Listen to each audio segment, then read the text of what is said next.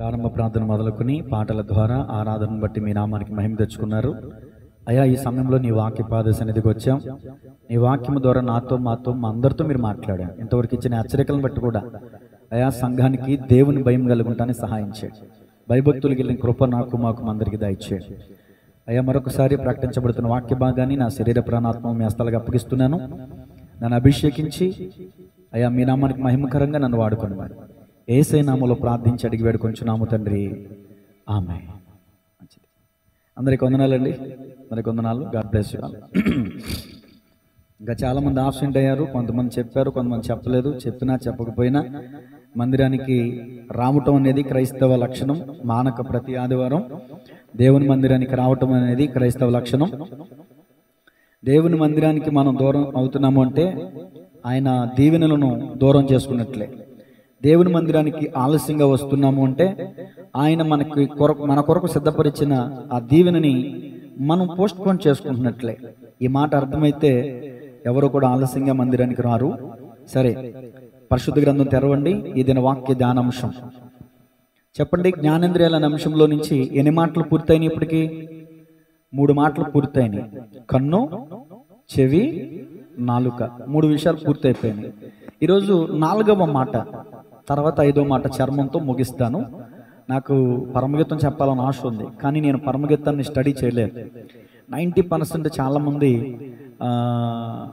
వేరేగా బోధిస్తారు అని నాకు తెలిసిన సార్ కూడా చెప్తా ఉన్నారు. నేను మొదటిగా స్టడీ చేసి తర్వాత మీ ముందుకు వస్తాను.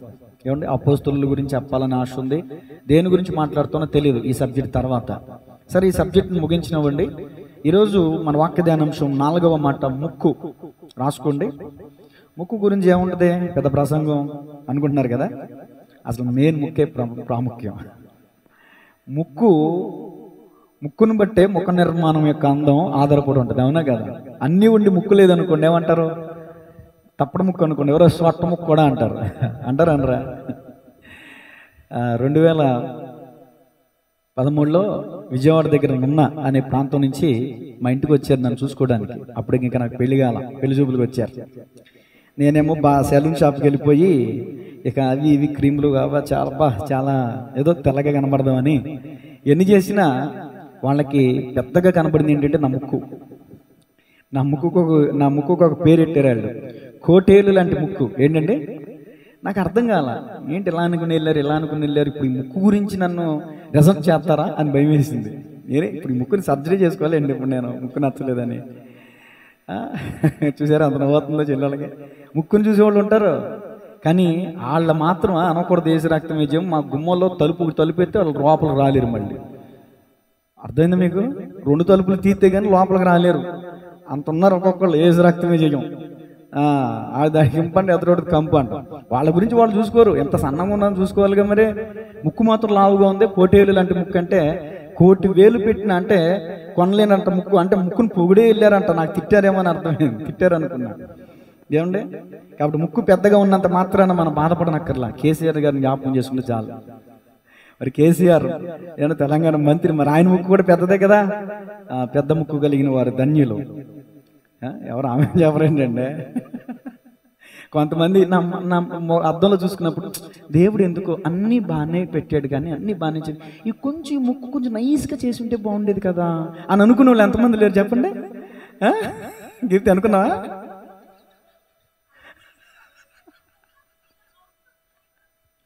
దేవునికి స్తోత్రం కలిగింది. కాబట్టి ముక్కును బట్టే ముక్కు నిర్మాణం యొక్క అందం ఆధారపడి ఉంటుంది. కాబట్టి ముక్కును బట్టి మనం నేర్చుకోవాల్సిన 3 విషయాలు. ముక్కును బట్టి 3 విషయాలు. నెంబర్ 1 ఊపిరి. నెంబర్ 2 వాసన. మీకు తెలిసిన విషయాలే, తెలియని విషయాలు ఏం కాదు. నెంబర్ 3 అలంకారం. అలంకారానికి కూడా ముక్కు ఉపయోగిస్తారు. ఓకేనా? నెంబర్ 1 ఊపిరి, నెంబర్ 2 వాసన, నెంబర్ 3 అలంకారం. నేను వాక్యం ప్రారంభిస్తాను, ఆడు గంట ప్రారంభిస్తాడు. గుంటన్న పూడ్చి గాడిదన్న అమ్మాయి అన్నట్టు నేనన్న టైమింగ్ మార్చుకోవాలి, ఆడన్న టైమింగ్ మార్చుకోవాలి. ప్రార్థన చేద్దాం. నేను స్తోత్రం చెప్పండి గట్టిగా. సరే, చూడండి ముక్కును గురించిన విషయాలు ఎక్కడున్నాయి పరిశుద్ధ గ్రంథంలో. ఆదికాండము 2వ అధ్యాయము 7వ వచనం. ఆదికాండం 2వ అధ్యాయం 7వ వచనం. దేవుడైన యెహోవా నేల మట్టితో నరుని నిర్మించి వాని నాసికారంధ్రములలో జీవవాయువును ఓదగా నరుడు జీవాత్మ ఆయను. నా వైపు చూడండి. దేవుడు సర్వసృష్టిని నోటి మాట ద్వారా చేశాడండి. భూమి కలుగునుగా కంటే భూమి కలిగింది, ఆకాశం కలుగునుగా కంటే ఆకాశం కలిగింది, సూర్యుడా కలుగునుగా కంటే సూర్యుడు కలిగాడు. సర్వసృష్టి విత్తనములు ఇచ్చి చెట్లు కలుగునుగా కనగా చెట్లు కలిగాయి, ఆకాశ పక్షులు కలుగునుగా కనగా పక్షులు కలిగాయి, జలచర జంతువులు కలుగునుగాక కలిగాయి, భూచర జంతువులు కలుగునుగాక కలిగాయి. ఈ భూమి మీద ఉన్నటువంటి సమస్తము సృష్టిని మనం పరిశీలన చేస్తే సృష్టి దేవుని నోటి మాట ద్వారా కలిగెను. కానీ మానవుడు మాత్రం దేవుడు తన స్వహస్తాలతో నిర్మించాడు. మట్టిని తీసి తన స్వహస్తాలతో చేతులతో మనిషిని నిర్మించాడు. కానీ కదలిక లేదు. అర్థమవుతుందండి? ముఖాన్ని పెట్టాడు, చేతులు, కాళ్ళు, గుండె, ఊపిరితిత్తులు, అవయవాలు అన్నిటినీ కూడా దేవుడు తన స్వహస్తాలతో రూపించి చూస్తే ఇంకొకటి కొదువుగా ఉంది. ఏంటండి అది? ప్రాణం లేదు, ఊపిరి లేదు. అర్థమవుతుందా? అప్పుడు దేవుడు ఏం చేశాడంటే నరుని నాసికారంధ్రముల దగ్గరకు వచ్చి, నా వైపు చూడండి, ఇక్కడికి వచ్చి దేవుడు వాయువును, జీవవాయువును ఊదగా ఆయనలో ఉన్న ఊపిరి ఆ మట్టి బొమ్మలోనికి వెళ్ళి ఆ నరుడు జీవాత్మయుడు, అంటే ప్రాణం కలిగిన బొమ్మ. అంతకుముందు ప్రాణం లేని బొమ్మ. ఎప్పుడైతే దేవుడు ఊపిరిచ్చాడో అప్పుడు ఆ మట్టి బొమ్మ ఏమైంది? ప్రాణం గల బొమ్మ, జీవం గల బొమ్మ అయిపోయింది. దేవునికి స్తోత్రం చెప్పండి గట్టిగా.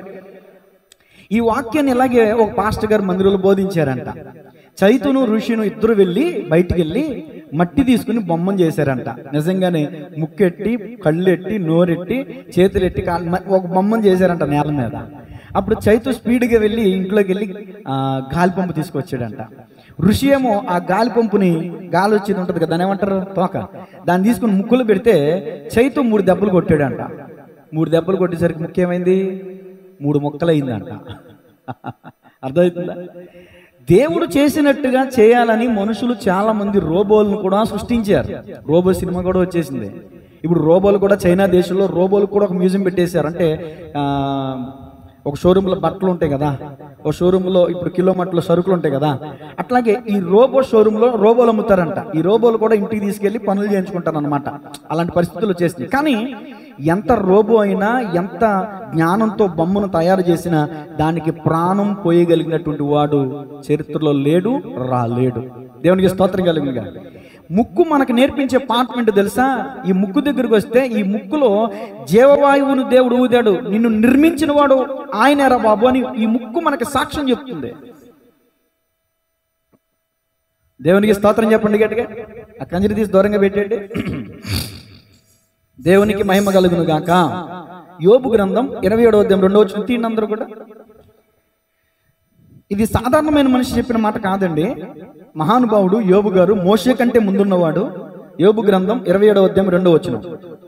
నా ఊపిరి ఇంకను నాలో పూర్ణముగా ఉండుటను బట్టియు దేవుని ఆత్మ నా నాసికారంధ్రములలో చాలు. ఇప్పుడు చెప్పండి, మీ ముక్కులో ఏముంది చెప్పండి. ఇప్పుడు దేవుని ఆత్మ అంటే నరం మెదులుతూ ఊపిరాడుతున్న ప్రతి మానవుల్లో ఏముంది? దేవుని ఆత్మ. నీవు నేను ఒకవేళ ఈ మాటలు వింటున్న వారిలో నాస్తికులు ఎవరు ఉన్నారేమో, వాళ్ళకి దేవుడు అంటే అసలు నమ్మకం లేదు, దేవుడు లేడు అనేవాళ్ళు వారు నాస్తికులు అంటే. కానీ వాళ్ళ సైతం వాళ్ళ ముక్కులో కూడా ఉన్నదేంటో తెలుసా? దేవుని ఆత్మ. మనందరం కలిగి ఉన్నటువంటి ఈ ఊపిరి దేవుడు పెట్టింది అని ఒక మాట మనం ఆలోచించాలి. చాలా మందికి మూర్ఖంగా మాట్లాడతారు. దేవుడు లేడు, దైవం లేదో, దేవుడు లేడు, దైవం లేదో అంటారు. అని వాళ్ళకి నేను ఇస్తున్న సమాధానం ఏంటంటే, my dear brother, my dear sister, ఒక చిన్న పని చేయండి. మీ ముక్కును గట్టిగా ఒక 2 గంటలు పూసుకోండి. దేవుడు ఉన్నాడు లేదో, దేవుడు ఉన్నాడు లేదో నీకే తెలుస్తుంది. మరి ముక్కులో దేవుని ఊపిరి ఉంది, అదే దేవుని ఆత్మ. ఆ ఊపిరి వల్ల నువ్వు జీవిస్తున్నావు వాక్యం ఇంత స్పష్టంగా తెలియజేస్తుంటే, దేవుడు లేడు అంటావు. నాకు అర్థం కాదు. వాక్యం చెప్తుంది దేవుడు లేడనేవాడు బుద్ధిహీనుడు, వాడు చెడిపోయిన వాడు చెడు కార్యాలు చేస్తాడంట. ఇక వాడి దగ్గర మనం శంఖ ఊదినట్టే మనం ఎంత చెప్పినా సరే వాడి గురించి పక్కన పెడతాం. ఈరోజు దేవుణ్ణి మనం ఎందుకు ప్రేమించాలి, దేవుణ్ణి మనం ఎందుకు ఆరాధించాలి అనే విషయాన్ని ఈ మాటను బేస్ చేసుకుని చెప్తాను, వినండి. ఇప్పుడు రజనీ గారిని ఒక ప్రశ్న అడగాలనిపిస్తుంది. అడగమంటారా? స్పష్టంగా చెప్తారని ఆవిడని తీసుకుంటున్నాను అనమాట. స్పష్టంగానే చెప్పండి, అటు ఇటుగా చెప్పండి. మీ తల్లిదండ్రులు అంటే మీకు ఎంత ఇష్టమో చెప్పండి ఒక మాటలో. చెప్పలేకపోతున్నారంటే మీరే స్పష్టంగా చెప్తారు అనుకుని మిమ్మల్ని అనుకున్నాను నేను. ఓహో, తర్వాత వేసే డైలాగ్ గురించా? అందుకనే చెప్పి అటు ఇటు కానవద్దు, స్పష్టంగా చెప్పా. ఎంత ఇష్టం? అది ఎంత ఇష్టం? చచ్చి ఎంత ఇష్టం? కానీ చావలేంగా, నిజమే. కానీ చచ్చి ఎంత ఇష్టం? చైతు చెప్తాడు ఇప్పుడు, మీ తల్లిదండ్రులు అంటే ఎంత ఇష్టం నీకు? చాలా ఇష్టం. పల్లవి చెప్పుద్దు ఇప్పుడు, ఎంత ఇష్టం? చెప్పలేనంత ఇష్టం. చూసారు, ఒక్కొక్కరు ఒక్కొక్క డైలాగ్ ఒక్కొక్క మాట మాట్లాడుతున్నారు. చాలా ఇష్టం, చెప్పలేనంత ఇష్టం, చచ్చేంత ఇష్టం, ప్రాణంతో సమానంగా ప్రేమించే వాళ్ళు ఉన్నారు. మీరందరూ మంచోళ్ళు అండి. ఎందుకంటే మీ తల్లిదండ్రులు అంత ప్రేమిస్తున్నారు, చచ్చెంత ఇష్టం, చాలా ఇష్టం, చెప్పలేనంత ఇష్టం అని ఎందుకు అన్నారనంటే, నవమాసాలు మోసి కని పెంచి పెద్ద చేసిన తల్లిదండ్రులు కాబట్టి నేను ప్రేమిస్తున్నాను అంటున్నారు. సరే, మంచిది. మీ తల్లిదండ్రులు ప్రేమించడానికి మీకు కారణం దొరికింది. మరి ఇంతకాలం దేవుని ఎద్దకు వస్తున్నాం, దేవా నేను ప్రేమిస్తున్నాం అని ఆరాధన చేస్తున్నాం, అయినా కూడా ఏదో నామకార్థంగా మొక్కుబడి చేస్తున్న మొక్కుబడి భక్తే కానీ అసలు దేవుని నువ్వు ఎందుకు ప్రేమించాలో తెలుసా? ఎందుకు ప్రేమించాలో తెలుసా? అసలు నీకు తల్లిదండ్రులు ఇచ్చింది ఎవరు? ఆయన కదా. అసలు నీకు ఊపిరినిచ్చింది ఎవరు? ఆయన కదా. ఇక్కడ ముక్కు ఉండాలి, ఇక్కడ కళ్ళు ఉండాలి, ఇక్కడ మెదడు ఉండాలి, ఇక్కడ కిడ్నీ ఉండాలి, ఇక్కడ లివర్ ఉండాలి అని ఈ భాగాలని ఎక్కడ ఏది ఫిట్ చేయాలో కరెక్ట్గా దాన్ని ఫిట్ చేసి నిన్ను అమర్చింది ఎవరు? దేవుడు కాదా? మరి అలాంటప్పుడు దేవుడిని మనం ప్రేమించొద్దాం, దేవుడిని మనం ఆరాధించొద్దాం, దేవుడికి మనం స్తుతి చెల్లించొద్దాం. ఇది ఆఫ్టర్ ఆల్ అండి. దేవుని మందిరానికి రావటం ప్రతి ఆదివారం చాలా మందికి ఆఫ్టర్ ఆల్ అయిపోయింది. వెళ్తే ఏంటి భక్తి అని, వెళ్తేనేంటి భక్తి, మందిరానికి వెళ్తేనా భక్తి? తల్లిదండ్రులు నువ్వు ఎంత ప్రేమిస్తున్నావో అంతకంటే ఎక్కువగా దేవుని ప్రేమించాలి. నీకు నిజంగా తల్లిదండ్రులు అంటే పిచ్చి ఇష్టమైతే, తల్లిదండ్రులు అంటే చెప్పలేనంత ఇష్టమైతే, తల్లిదండ్రులు అంటే చాలా ఇష్టమనే నేను ఏం చేయాలో తెలుసా? దేవుణ్ణి అంతకంటే ఎక్కువగా ప్రేమించాలి. ఎందుకు? ఆ కన్న తల్లిదండ్రులు మనకిచ్చింది దేవుడే కాబట్టి, నీలో ఉన్న ఊపిరి ఆయనదే కాబట్టి, ఆయన ఊపిరి నీలో ఉంది కాబట్టి నువ్వు కదులుతున్నావు, మెదులుతున్నావు, తినగలుగుతున్నావు, త్రాగలుగుతున్నావు, పడుకోగలుగుతున్నావు, ఆలోచించగలుగుతున్నావు. ఆయన ఊపిరి నీలో నాలో ఉంది కాబట్టే మనం జీవం కలిగిన వాళ్ళమయ్యాం. జీవాత్మ, నరుడు జీవాత్మ అయ్యాడు.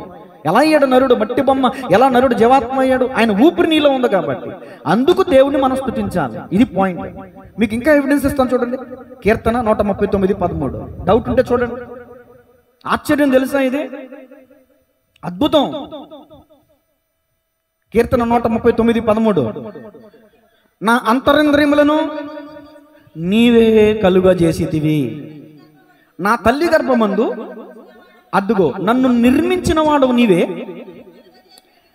నీవు నన్ను కలుగజేసిన విధము చూడగా అద్దుగో భయమును ఆశ్చర్యమును పుట్టుచున్నదంట. ఒకసారి మీరు ఎప్పుడైనా ఆలోచించారా? తల్లి గర్భంలో పిండంగా ఉన్నప్పుడు దేవుని హస్తం వచ్చి మనల్ని నిర్మించిన ఆ యొక్క ఆలోచన ఒకసారి ఎంత అద్భుతంగా ఉంటుందో చూడండి. ఒకసారి భక్తుడు మాట్లాడుతున్న మాట దేవుని ఆత్మావేశంతో నింపబడి, ఇది ఒరిజినాలిటీ. భక్తుడు ఊహించి చెప్పిన మాట కాదు. బైబిల్ గ్రంథంలో రాయబడిన ప్రతి మాట దేవుడు తన ఆత్మాభిషేకంతో నింపి తన దాసుల ద్వారా రాయించాడు. మనుషులు రాశారు కదా అని ఇది మనుషుల మాటలు కాదు, మనుషుల యొక్క ఇచ్చ వల్ల పుట్టినవి కాదు. దైవలేఖనం. దైవలేఖనం అనగా దేవుడు రాయించిన గ్రంథం. దేవునికి స్తోత్రం చెప్పండి గట్టిగా. అద్భుతం అండి. ఒక చెప్పాలంటే వర్ణాతీతం. దేవుడే మన నిర్మాణాన్ని చేశాడు. మరొక మాట చూడండి. 71:6. కీర్తన 71:6. గర్భవాసినైనది మొదలుకొని నీవే నాకు ప్రాపకుడవై ఉంటివి. అదిగో తల్లి గర్భం నుండి నన్ను ఉద్భవింపజేసిన వాడు నీవే. అది ఎందుకు దేవునికి స్తుతి చెల్లించాలంటే, నీ తల్లి గర్భంలో నిన్ను రూపించింది ఆయన, తల్లి గర్భం నుంచి బయటికి నిన్ను ఉద్భవింపజేసింది ఆయన, నిన్ను పుట్టించిన వాడు ఆయన. అందుకు నువ్వు దేవుని స్తుతించాలి. నువ్వు స్తుతించలేదంటే కృతజ్ఞత లేనోడువే నువ్వు, నేను కూడా. 6 రోజులు మీరు మీ పని చేసుకోండి, 7వ రోజు ఒక్కరోజు నా మందిరానికి రండి, నన్ను చూడటానికి రండి, నాతో నన్ను పలకరించండి, నన్ను ప్రేమించండి, నాతో ముచ్చటించండి అంటున్నాడు ఆయన. నీ ముఖము మనోహరము, నీ స్వరము మాధుర్యము, నీ పాదాలు అపరంజిమయము. యేసయ్యా నా ప్రాణ ప్రియుడా, మనగలనా నిన్ను వీడి క్షణమైన. యేసయ్యా నా ప్రాణ ప్రియుడా, మనగలనా నిన్ను వీడి క్షణమైన. నీ ముఖము మనోహరము, నీ స్వరము మాధుర్యము, నీ పాదాలు అపరంజిమయము. హల్లెలూయా. చూడండి మరొక మాట, కీర్తన 22:10. కీర్తన 22:10. గర్భవాసిని అనేది మొదలుకొని, అద్దుగో నాకు ఆధారము నీవే, నా తల్లి నన్ను కన్నది మొదలుకొని నా దేవుడవు నీవే. చాలు, దేవుని స్తోత్రం చెప్పండి గట్టిగా. చాలా మంది తెలియక, ఈ సత్యాన్ని తెలియక ఏది చూస్తే అది, ఏది కనిపిస్తే అది, ప్రతి దాంట్లో దైవాన్ని చూడగలుగుతున్నారు, కానీ నిజముగా దైవత్వం కలిగిన దేవునిలో దేవుని చూడలేకపోతున్నారు. నేను అంటాను, శిష్యులు పడవ మీద వెళ్తున్నారు, గాలి తుఫాను ఎదురైంది, యేసు ప్రభులు వారు నీటి మీద నడుస్తూ వస్తున్నారు. యేసు ప్రభులు వారిని చూసి ఏమన్నారు శిష్యులు? భూతం భూతం అన్నారు. నిజమే, దేవుని చూసి దెయ్యం అంటున్నారు, దెయ్యాన్ని చూసి దేవుడు అంటున్నారు. దేవుడు ఎక్కడో లేడు, నీ ఊపిరిలో ఉన్నాడు, నీ గుండె గుడిలో ఉంటాడైనా. ఎక్కడ ఈ ఇటుక సిమెంట్తో కట్టబడిన, రాళ్లతో కట్టబడిన మందిరంలో కాదు ఆయన ఉండేది. పట్టగలవండి ఆయన? ఈ రాళ్లతో కట్టబడిన మందిరంలో ఆయన పట్టగలడా? ఆకాశం ఆయన సింహాసనం, భూమి ఆయన. ఎక్కడ పెడతాం మనం ఆయన మందిరాలు తీసుకొచ్చి?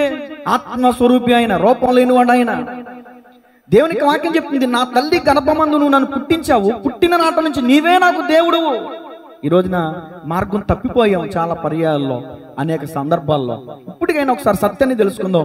ఎవరు దేవుడు అంటే, జీవం కలిగిన వాడు దేవుడు, జీవం లేనివాడు దేవుడు కాదు.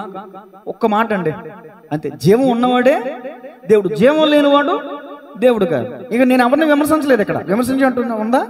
నేను ఎవరిని విమర్శించి పన్నది కాదు. దేవుని స్తోత్రం చెప్పండి గట్టిగా. వాక్యం చెప్తుంది, స్త్రీ తన గర్భమున పుట్టిన బిడ్డను కరుణింపకుండా మరుచునా నాన్న ప్రశ్న అడిగాను, చెప్పండి. మరవదు అని చెప్పిన వాళ్ళు మీరు మంచివాళ్ళు కాబట్టి ఆ మాట అనగలిగారు. కనీసం ముళ్ళ తొప్పల్లో పడేసిన తల్లులు లేరా?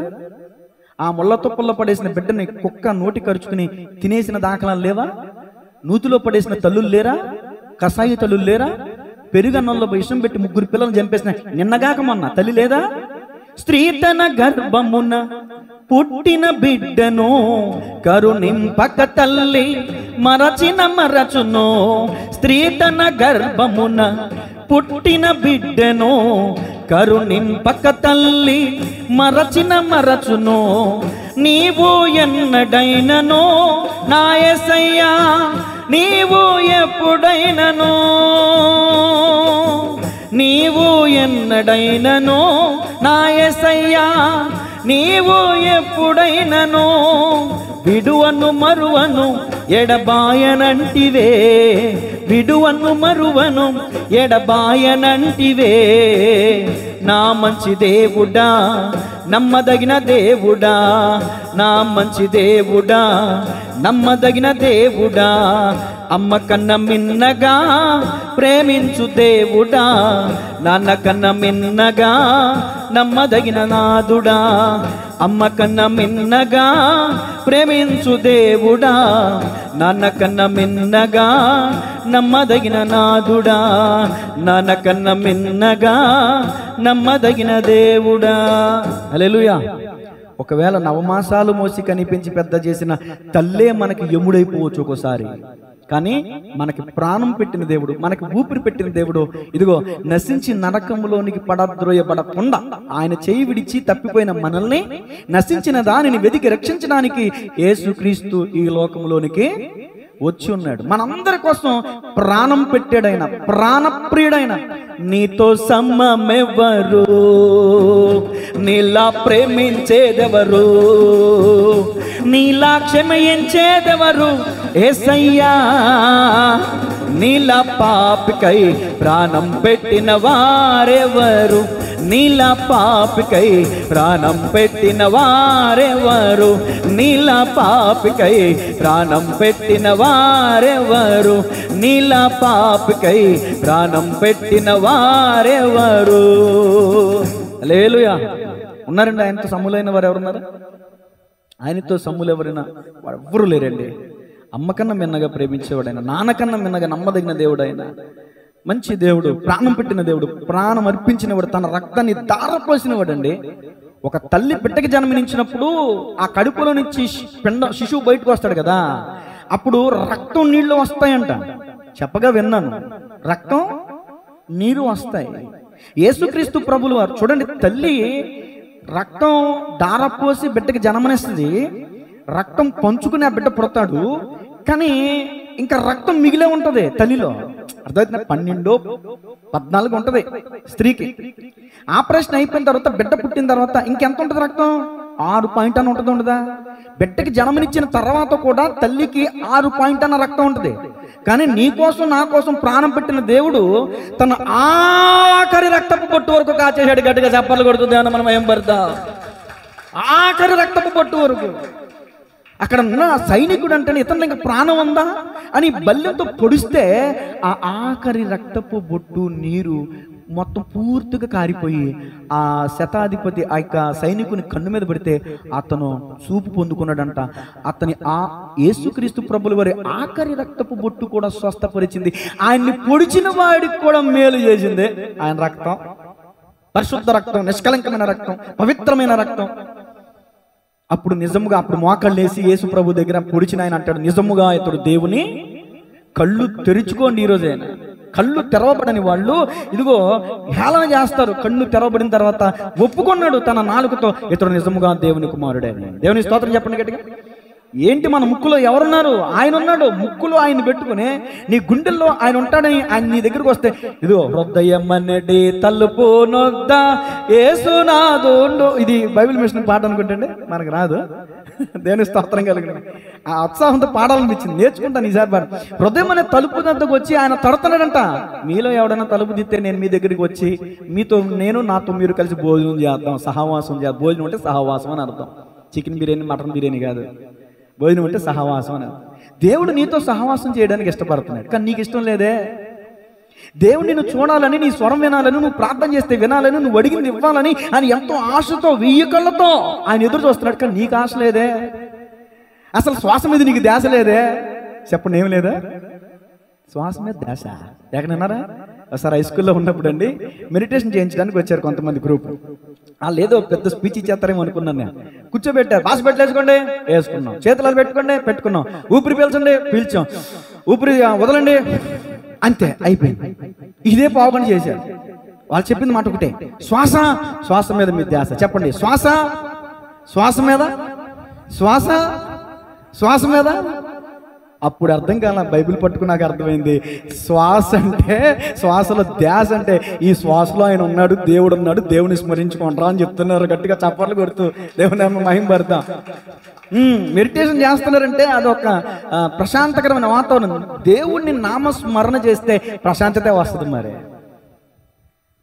యేసయ్యా యేసయ్యా నిన్ను విడిచి ఉండలేనయ్యా, యేసయ్యా యేసయ్యా నిన్ను విడిచి బ్రతుకలేనయ్యా, నీ కోసమే జీవిస్తాను, నీ బాటలో పయనిస్తాను, నీ కోసమే జీవిస్తాను, నీ బాటలో పయనిస్తాను. నా ఊపిరి ఉన్నంత వరకు, నీ రాకడ వచ్చేంత వరకు, నా ఊపిరి ఉన్నంత వరకు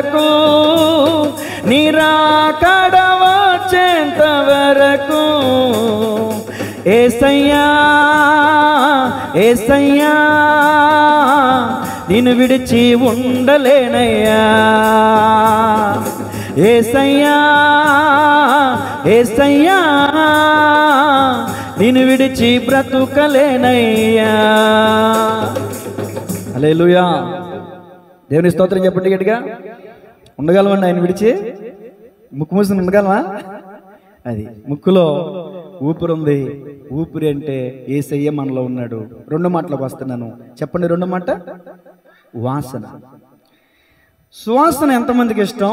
దుర్వాసన ఎంతమందికి ఇష్టం? లిఖిత ఏదో స్మైల్ ఇచ్చినట్టున్నా. నీకు సువాసన ఇష్టమా దుర్వాసన ఇష్టమా? వాక్యం ప్రకటిస్తున్నప్పుడు దైవజనుడు ప్రతి ఒక్కరి ముఖ కవలికలు చూస్తాడు. వాళ్ళు ప్రేమతో వాక్యాన్ని స్వీకరించారా, లేకపోతే సనుక్కుని మొహం పెట్టారా, కోపం వచ్చిందా, హృదయం నొచ్చుకుందా, దాన్ని వాళ్ళు ఫీల్ అయ్యారా, అన్వయించుకున్నారా, లేకపోతే నన్ను తిట్టి ప్రయత్నం చేస్తున్నారా, హృదయంలో కొట్టే ప్రయత్నం చేస్తున్నారా, అవకాశం వస్తే చెంప పగలగొడదాం అనుకుంటున్నారా? మీ మొక్కలు చూస్తే నాకు అర్థమైపోయింది. అదే అందుకని మీ స్మైల్ని బట్టి కూడా ఒకటి ఏదో ఉందని నేను క్యాచ్ చేస్తాను అన్నమాట. అందుకని వీడితో ఎందుకు తంటాను, మా ఆవిడ ఎప్పుడు చూసినా తలదించుకునే ఉంటుంది. దేవుని స్తోత్రం చెప్పండి గట్టిగా. కానీ నేను నల్లముఖం ఉండైనా దెబ్బ ముక్కు ఉండైనా, మా పాస్టర్ గారు పెళ్లి చేసిన పాస్టర్ గారు ఒక మాట అన్నారు, కాకి ముక్కుకి చెప్పరే దొండపండు అంట. మా సురేష్కి ఎలాంటి భార్య వస్తుందో అని ఆలోచిస్తూ వచ్చాను, కానీ ఇక్కడికి వచ్చి చూశాక పర్లేదు, కాకి ముక్కుకి దొండపండు అన్నాడు. తిట్టడం కూడా అర్థం కలనాడు. దేవుని స్తోత్రం చెప్పండి గట్టిగా. ఆడు మంచి భార్యనిచ్చాడు, మంచి కళ్ళునిచ్చాడు. ఆ కళ్ళలో కనికిరాన్ని చూస్తూ ఉంటాను అప్పుడప్పుడు.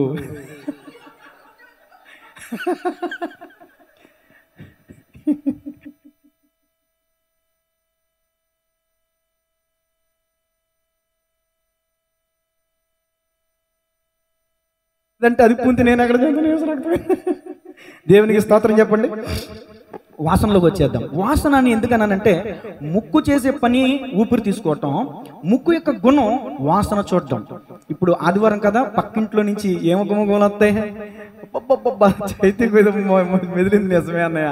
ప్రతి ఆదివారం పక్క నుంచి తగ్గొచ్చేత గుమ్మగుమ్మలు అన్నట్టు ఫీల్ అవుతున్నాయి కదా. అది కామన్, అది కామన్. చూసారు, అట్లా ఉండాలి. నిజంగానే పక్కన నుంచి తెగొచ్చేస్తే గుమ్మగుమ్మలు. మన ఇంట్లో అప్పుడు ఉపవాసం, అప్పుడే ఉపవాసం ఉన్నప్పుడే వస్తాయి, ఎక్కడ లేని అని. సరే, నేను అంటాను, ఇది దేవుని గుణం కూడా. అంటే మనిషి గుణాలన్నీ దేవుడు కలిగి ఉన్నాడా? తప్పు.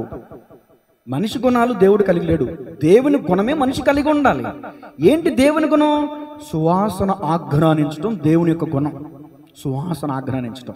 ఇంకో మాట చెప్పనండి, కామ క్రోధ మోహ లోభ మదమత్సరములు లేనివాడే దేవుడు. దేవుడు తన పోలిక చొప్పున మనిషిని సృజించాడు. మనం కూడా ఎలా ఉండాలంటే కామ క్రోధ మోహ లోభ మదమత్సరము లేని వారుగా ఉండాలి. ఇక్కడ చెక్ చేస్తే ఒక్కరు కూడా ఉండరు. అందరిలోనూ 6 శత్రువులు ఉంటారు ఖచ్చితంగా. అయితే మనం జయించాలి. వాడికి లోబడిపోకూడదు. కోపం వస్తుంది, తమాయించుకోవాలి. దురాశ వస్తుంది, దాన్ని తీసేసుకోవాలి. లోభం వస్తుంది, దాన్ని తృణీకరించాలి. అర్థమైతే నేను చెప్పేది? ఈ 6 శత్రువులు మన మీద అటాక్ చేస్తూ ఉంటారు. మనం ఏం చేయాలంటే, శరీరం ఆత్మకు, ఆత్మ శరీరానికి ఏమైనదంట విరోధం. ఈ శరీర క్రియలు మన మీద దాడి చేస్తూ ఉంటాయి. ఓకేనా? దేవుని గుణం చెప్పాలనిపించింది, చెప్పాను, అది పక్కన పెడుతున్నాను. ఇప్పుడు ముక్కు చేసే గుణం, ముక్కు యొక్క గుణం ఏంటంటే వాసన పీల్చడం. నోవాహు జలప్రలయం తర్వాత నోవాహు వాడలోంచి బయటకు వచ్చి బలిపీఠం కట్టి బలి అర్పించినప్పుడు దేవుడు ఆ వాసన ఏం చేశాడంట? ఆఘ్రానించాడంట. చూడండి ఎక్కడుంది బైబిల్? ఆదికాండం 8వ అధ్యాయం 20. ఆదికాండము 8వ అధ్యాయం. అప్పుడు నోవాహు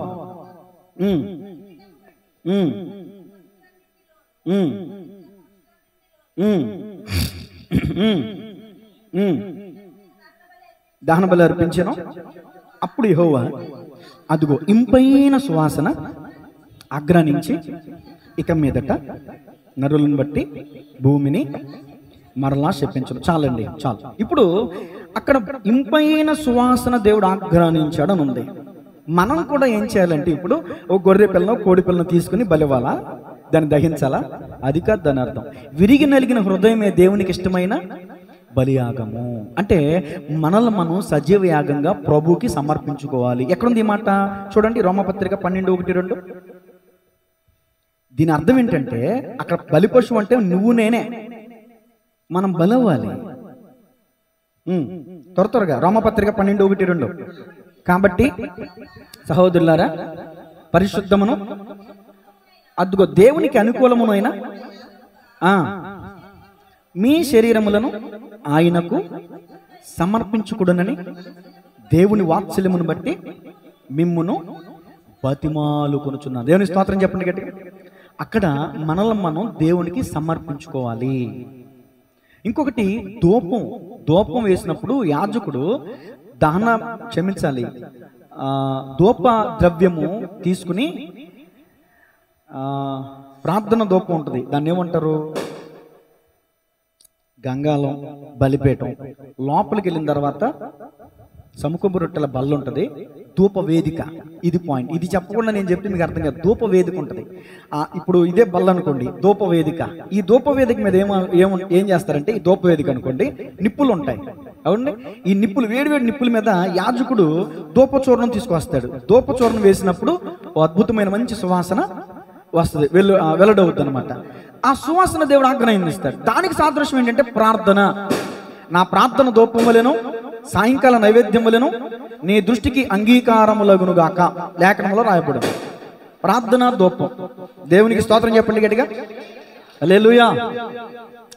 నీ వాక్యమే నన్ను బ్రతికించెను, బాధలలోనే మదినేచెను. నీ వాక్యమే నన్ను బ్రతికించెను, బాధలలోనే మదినేచెను. కృపాశక్తి దయాశక్తి సంపూర్ణుడా, వాక్యమై ఉన్న యేసు వందనమయ్యా. కృపాశక్తి దయాశక్తి వాక్యమై ఉన్న యేసు, నీ వాక్యమే నన్ను బాధలలోనే శత్రువులను ఎదుర్కొను సర్వాంగ కవచమై.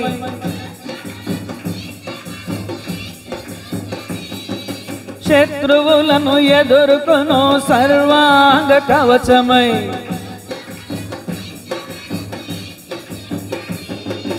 అపవాది వేయుచున్న అగ్ని బాణములను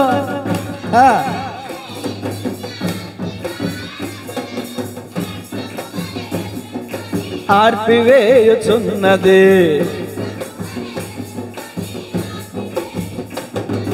నీ వాక్యమే నన్ను బ్రతికించెను, బాధలలోనే మదినేచెను. నీ వాక్యమే నన్ను బ్రతికించెను, బాధలలోనే మదినేచెను. పాల వంటిది జుంటే నా జివ్వకు పాల వంటిది జుంటే నా జివ్వకు మేలిమి బంగారు కన్నా, మేలిమి బంగారు కన్నా, రత్నరాసుల కన్నా కోరదగినది, రత్నరాసుల కన్నా కోరదగినది. నీ వాక్యమే నన్ను బ్రతికించెను, బాధలలోనే మదినేచెను. అయిపోయిందా? అయిపోయింది. దేవుని స్తోత్రం. చూద్దాం. చూడండి, హేబెలు అర్పణని దేవుడు ఇష్టపడ్డాడు. దేవుడు ఏమి ఇష్టపడతాడంటే ఇంపైన సువాసన. నోవాహు బలి అర్పించినప్పుడు దేవుడు ఇంపైన సువాసన ఆగ్రహించి నేను ఎప్పుడు ఇలా చేయనని వాగ్దానం ఇచ్చాడు. ఈరోజు నీవు నేను దీవించబడాలి, ఆశీర్వదించబడాలంటే దేవునికి నీవు నేను ఎలా ఉండాలి చెప్పండి, ఎలా ఉండాలి? ఇంపైన సువాసన. హేబెలు అర్పించిన అర్పణ దేవుడు ఏం చేశాడు? లక్ష్య పెట్టాడు. కానీ కయ్యను అర్పించిన అర్పణ దేవుడు లక్ష్య పెట్టాలి. అంటే హేబెలు అర్పణ సువాసన ఇచ్చింది, కయ్యను అర్పణ దుర్వాసన, కంపు కొట్టింది. అర్పణ ఇచ్చేటప్పుడు మనపూర్వకంగా ఇవ్వాలి. ఏమన్నా వద్దా, ఇదే మనమే ఉంచుకుంటే మనకే సరుకులు వస్తాయిగా, మనకే కరెంట్ బిల్లు కట్టుకుంటాం కదా, పాలు ఈ పాస్టర్ గారు మనకేమొస్తాయి, వద్దులే మళ్ళీ ఇవ్వకపోతే చేపలు వచ్చి అతను చెప్పి చేతనడుగా పాస్టర్ గారు ఇదిగోండి అని ఒకవేళ మనసులో దుర్దేశం పెట్టుకుని పైకి నువ్వు కానికిచ్చినా, పైకి నువ్వు దశంభాగం ఇచ్చినా, ఇష్టం లేకుండా నువ్వు ఏదో ఇష్టం లేని పిల్లల మీద తలంబరాలు చిమ్మినట్టు ఎక్కడ ఒకవేళ కానుకేసినా నీ అర్పణ ఏమవుతుందంటే దేవునికి దుర్వాసన, కంపు కొట్టిద్దంట. కంపు కొట్టే భక్తి చేయకూడదు, ఇంపైన భక్తి చేయాలి. అట్టి కృప దేవుడు మనకు అనుగ్రహించిన గాక. చూడండి, ఎఫెసీ పత్రిక 5:2 చూడండి, యేసుక్రీస్తు ప్రభులు వారు మనందరి నిమిత్తం దేవునికి ఆయన ఇంపైన సువాసన ఉండటానికి ఆయన తను ఏం చేసుకున్నాడు చూడండి. క్రీస్తు అంటే మనల్ని ప్రేమించి అది పరిమళ వాసనగా ఉండుటకు మన కొరకు తాను దేవునికి అర్పణముగాను బలిగాను, చప్పట్లు కొట్టండి అమ్మ గట్టిగా అర్థమైతే, యేసుక్రీస్తు ప్రభుల వారి ప్రాణత్యాగం దేవునికి ఇంపైన సువాసన, మనందరి నిమిత్తం ఆయన ప్రాణం పెట్టాడు. నీవు ఈరోజు పాపం విషయంలో బలి కాగలవా? యథార్థంగా బ్రతకగలవా? దేవుని దృష్టికి ఇంపైన సువాసన నీ జీవితం వల్ల రాగలదా? భగవంతునికి భక్తునికి అనుసంధానమైనది. చెప్పండి, అద్భుతమైన అడ్వర్టైజ్మెంట్ అది. దానికి నా దగ్గర డబ్బులు లేవు కానీ 1,00,000 రూపాయలు చెక్ రాసి ఇచ్చేది. డబ్బులు లేవు కానీ ఉంటే అన్నమాట. ఆ అడ్వర్టైజ్మెంట్కి 1,00,000 రూపాయలు ఇది. ఎందుకని అంబికా దర్బార్ భక్తి ఒక 5 రూపాయలు పెట్టి సింపుల్గా కొనేసి తెచ్చుకుని వెలిగించేస్తున్నాం. కానీ దాన్ని తయారు చేసే వాళ్ళు ఎంత కష్టపడుతున్నారో తెలుసా? అడవులకి వెళ్ళి మూలికలను ఎత్తుకుని వాటిని మిషన్ దంచి వాటిని మళ్ళీ మిషన్లో వేసి వాటిని సమకూర్చి పుల్లలకి పెట్టి మళ్ళీ బాక్సులు పెట్టి పార్సల్ చేసి ఒక పైసా ఖరీదు చేసే పుల్ల మనకి ఒక పాఠం నేర్పిస్తుంది. ఏంటో తెలుసా? ఒక పైసా ఖరీదు చేసే పుల్ల, పైసా దాని బతుకు పైసా ఖరీదు చేసే పుల్ల తనంతట తాను కరిగిపోయి దేవునికి ఏమిస్తుంది? సువాసన. మరి నువ్వు నేను కరిగిపోతున్నావు అలాగా? దేవునికి మహిమ కలుగునుగా. మీరు లోకమునకు వెలుగన్నాడు, చీకటి అన్నాడా? ఇప్పుడు కొవ్వొత్తుని వెలిగిస్తున్నాం, ఇల్లంతా వెలుగు, కానీ కొవ్వొత్తు ఏమైంది? కరిగిపోవాలి. నువ్వు నేను కరిగిపోవట్లా, కఠినమైపోతున్నాం. అర్థమవుతుందా? కఠినమైపోతున్నాం, కరగట్లా. మనం దేవుడు మన కోసం కరిగిపోయాడు, నిలువెల్లా నలిగిపోయాడు, ఆయన చిత్రహింసలు చేయబడ్డాడు. ఆయన యేసుక్రీస్తు ప్రభులు వారు దేవునికి పరిమళంగా ఉండటానికి తను అప్పగించుకున్నాడు. అంటే పరిమళ వాసనగా నేనుండుటకై పరిశుద్ధ తైలముతో నన్నభిషేకించి ఉన్నావు నీవు. పరిమళ వాసనగా నేనుండుటకై పరిశుద్ధ తైలముతో నన్నభిషేకించి ఉన్నావు నీవు. ప్రగతి పదములో నన్ను నడిపించి ప్రఖ్యాతిని మంచి పేరును కలిగించువాడవు. ప్రగతి పదములో నన్ను ప్రఖ్యాతిని మంచి పేరును కలిగించు ఆడవు. నీతి న్యాయములు జరిగించు నా యేసయ్య, నిత్య జీవార్థమైనవి నీ శాసనములు.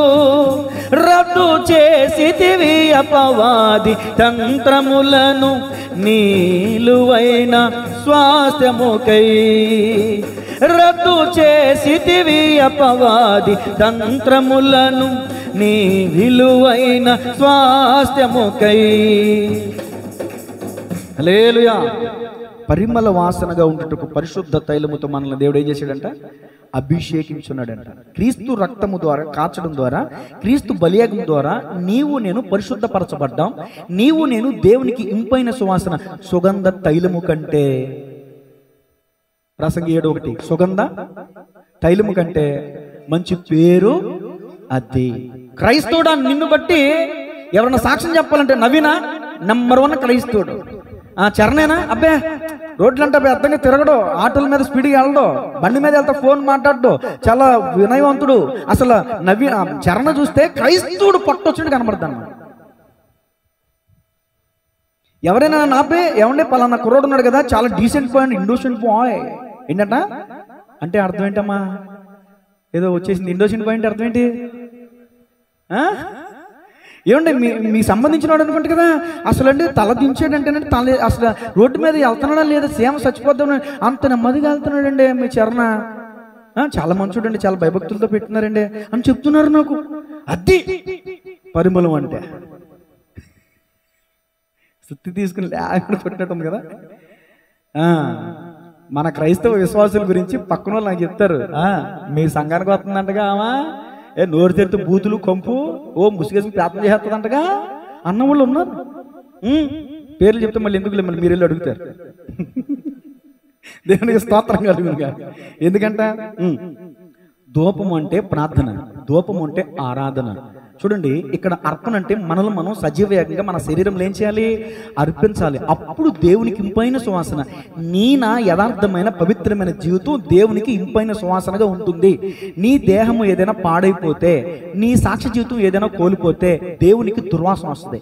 మంచి సాక్ష్యం కలిగి ఉండాలండి, మంచి సాక్ష్యం. యోసేపు దేవునికి ఇంపైన సువాసన, దానియేలు దేవునికి ఇంపైన సువాసన, దావీదు దేవుని ఇష్టానుసారుడు, నా ఇష్టానుసారుడు దావీదు అని దేవుడు సాక్ష్యం చెప్పాడు.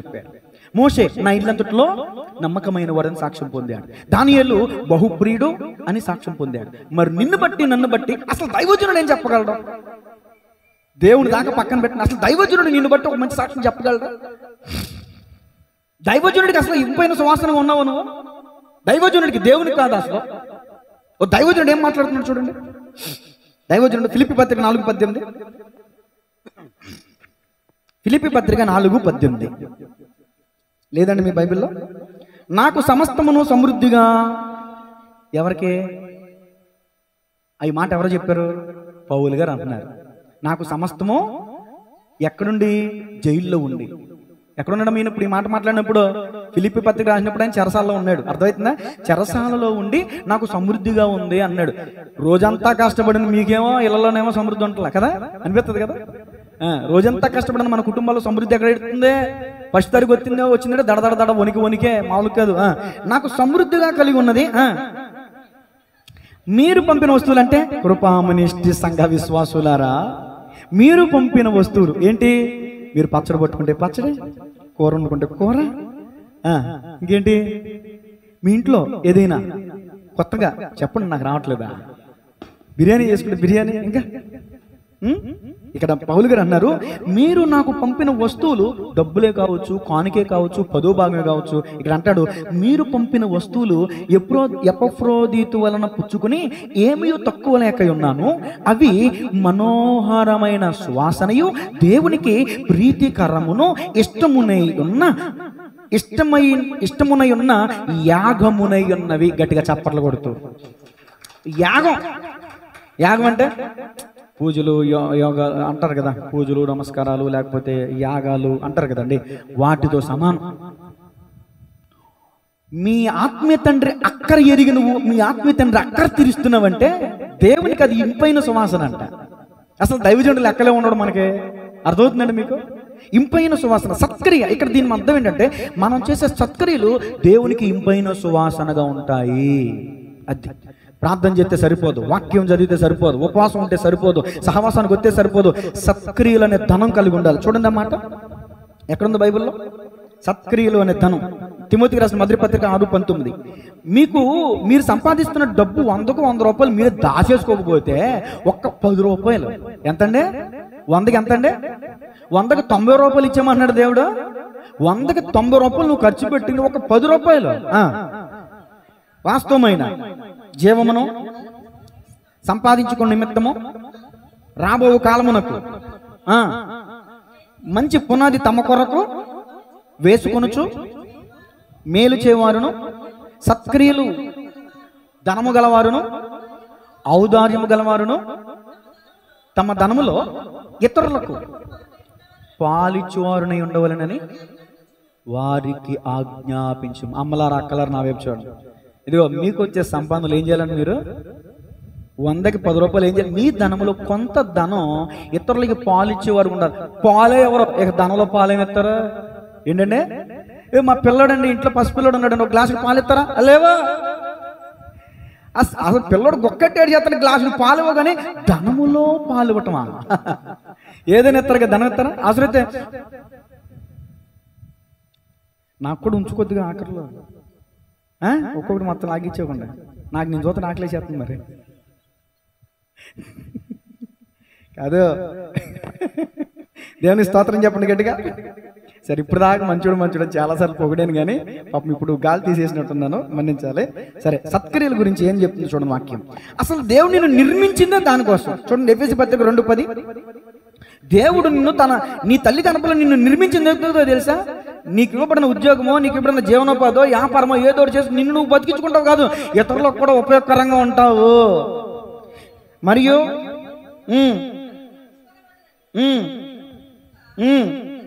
దేవుడు ముందుగా సిద్ధపరిచిన అదిగో సత్క్రియలు చేయుటకై మనము క్రీస్తు యేసునందు సృష్టింపబడిన వారమై ఆయన చేసిన పని. ఇప్పుడు ఇప్పుడు దేవుడు మనల్ని ఎందుకు చేశాడు చెప్పండి? ఇప్పుడు అర్థమైతే, ముక్కు ఎందుకు సృష్టించాడు, కళ్ళు ఎందుకు సృష్టించాడు, నాలుగు ఎందుకు సృష్టించాడు అంటే నువ్వు దేవుడిని చూడాలి, నువ్వు దేవునికి ఇంపైన వాసనగా ఉండాలి, నువ్వు దేవుడిని మహింపరచాలి, గణపరచాలి, నువ్వు దేవుని చిత్తాన్ని తెలుసుకోవాలి, వినాలి, నువ్వు చెవులారా వినాలి. వ్యర్థమైన పాటలు వింటావని కాదు, వ్యర్థమైన అశ్లీల దృశ్యాలు చూస్తావని కాదు, బూతు బొమ్మలు చూస్తావని కాదు, వ్యర్థమైన మాటలు మాట్లాడతావని కాదు. నిన్ను నిర్మించాడంటే దేవుడు, ఆయనకు ఒక ప్రణాళిక ఉంది, ఆయనకు ఒక ప్రణాళిక ఉంది. ఇప్పుడు నాగమణి గారికి ఒక ఆలోచన ఉంటుంది, నా బిడ్డ కలెక్టర్ అవ్వాలి, నా కూతురు డాక్టర్ అవ్వాలి, ఉంటుందండి. ఏడు మరి సామాన్యమైన ఓ తల్లికే అంత ప్రణాళిక ఉన్నప్పుడు, జీవం కలిగిన దేవుడు, ప్రాణం పెట్టిన నాదుడు, ప్రాణం అర్పించిన వాడు నీ కోసం నీ ఎడల ఒక ఆలోచన కలిగి ఉండడా? గొప్ప ప్రణాళిక కలిగి ఉన్నాడు. ఏంటి ప్రణాళిక? నీ కడుపు నిండిన తర్వాత నీ కడుపు నింపుకొని మిగిలింది దాచిపెట్టుకోకరా నాయన, కొంచెం ఇతరులకు పాలివ్వు. ఏం చేయాలి?